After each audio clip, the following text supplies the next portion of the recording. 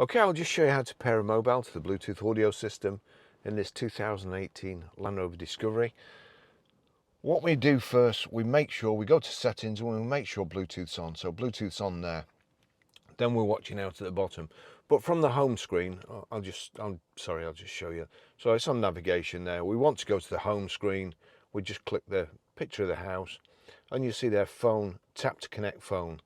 Now, there's also another way, more difficult to get to, but you just slide that across there till you get to Bluetooth.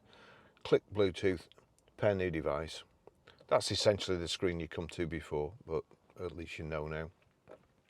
Use your device to search for Landrover Discovery.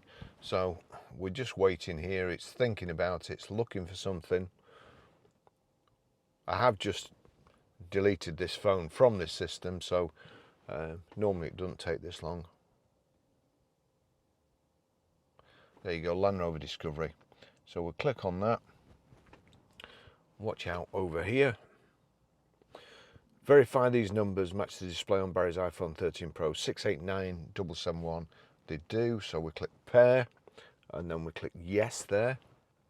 Allow contacts and favorites to sync. Allow. And then let's just go up here, Landrover connected. That's it done.